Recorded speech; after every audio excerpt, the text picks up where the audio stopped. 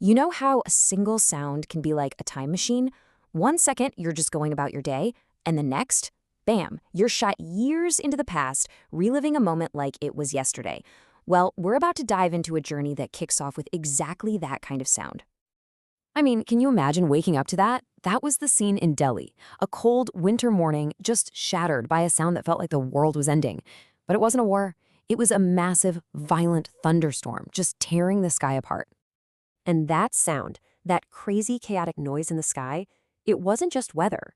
Turns out it was an echo that pulled our narrator all the way back 3 years to a really remote corner of India, and one very specific evening in a place called Unakoti. So, let's jump back in time. The year is 1999, late December. The mission? Film a TV series called On the Road.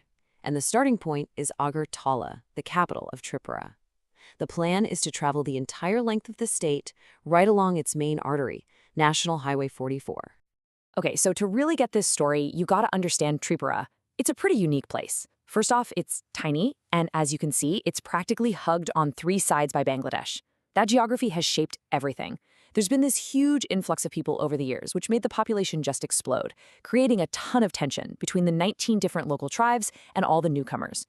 This tension, this discontent, it's pretty much the backdrop for this entire trip. And this right here perfectly captures the changes in Tripura. This is the Ujjayanta Palace. For centuries, this was the home of the Manikya kings, one of the longest ruling dynasties in India. But today, it's the state legislative assembly. It's this incredible symbol of power shifting from royalty to the people. All right, so leaving the capital, the journey pushes on down Highway 44 to this small town called Tiliamora. And it's here, in this place that might seem ordinary, that we meet 2 people who are anything but. They really represent the true soul of Tripura. Okay, check this out. On the left, we've got Hemant Kumar Jamatia. In his younger days, he was actually an armed militant. Now, he's a famous folk singer and an elected official. And on the right, Manju Rishidas. She's from a community that's often overlooked, she's illiterate, and yet she got herself elected and fought to bring clean water and proper roads to her neighborly. I mean, what incredible stories of change, right? After everyone shared a really simple meal, someone asked Hemant to sing.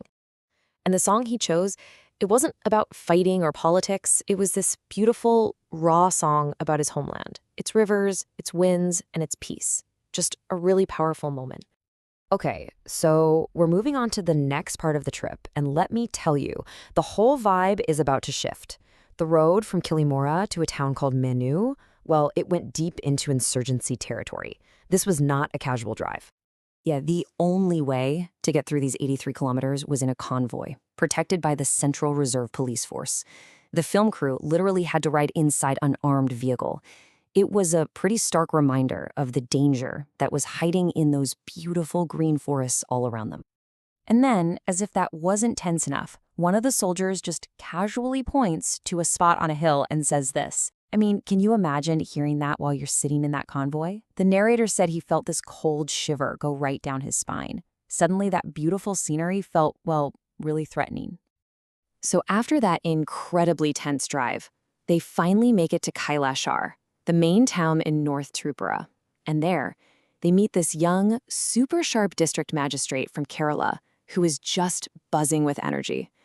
And what's he excited to talk about? Not the insurgency.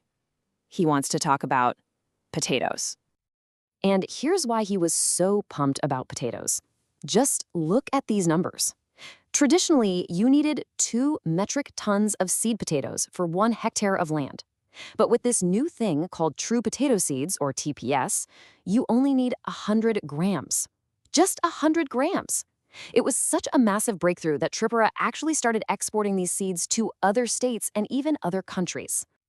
So it's the same guy, the district magistrate, who's all about the potato revolution, who then just casually asks a question that completely changes the trip. He just says, "Hey, would you like to film at Unakoti?" The name, Unakoti, it sounded kind of familiar, but what was it? Well, the magistrate explained it's one of the most important pilgrimage sites for worshippers of Lord Shiva in all of India. And its name? Well, its name comes from this number, 99,99,999. Yep, that's literally what Unakoti means, 1 less than a crore, which is 10 million. A sacred site hidden away in the forests of a state known more for its tribal faiths. The mystery was just way too interesting to ignore. And when they finally got there, wow, it was absolutely breathtaking. An entire hillside just covered in these gigantic figures carved right into the rock. The main attraction is the largest sculpture of Lord Shiva in the whole country. You can see his hair, his dreadlocks, spreading out over the hill, telling the story of him catching the river Ganga as it fell from the heavens. And the coolest part? A real waterfall flows over the carvings all year round. So the big question is, who on earth made all this? Historians, well, they're not really sure. But the local tribes, they have an answer. And it's not in some history book. It's in the legend of a man named Kallu Kumar. So the story goes like this. Kallu Kumar was this amazing potter who desperately wanted to go to Mount Kailash with Shiva and Parvati. Shiva wasn't so sure, but he agreed on one condition. Kallu had to carve 1 crore, 10 million images of the gods in a single night. So this guy works like a man possessed, carving all night long. And just as the sun comes up, he's done. But when they count, the total is 99,099,999. One short. And Shiva uses that tiny excuse to leave him behind, forever tied to his incredible, almost perfect masterpiece. So picture this. The crew has just finished filming for the day. The sun dips behind the hills, and the whole place is plunged into this sudden, kind of eerie darkness. And then the storm hits. The narrator described it as an entire army of clouds just unleashing hell.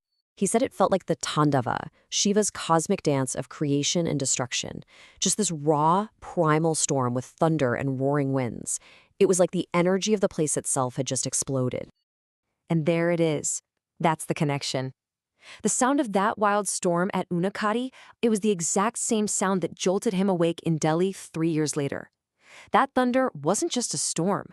It was the echo of a memory, a powerful one, that took him right back to that sacred, mysterious hill in Tripura. It really makes you think, doesn't it? We all have those moments, those places that just stick with us. They leave behind an echo that some random sight or a smell or even the sound of a storm can just bring rushing back. So, what are the journeys that have left their echo in you?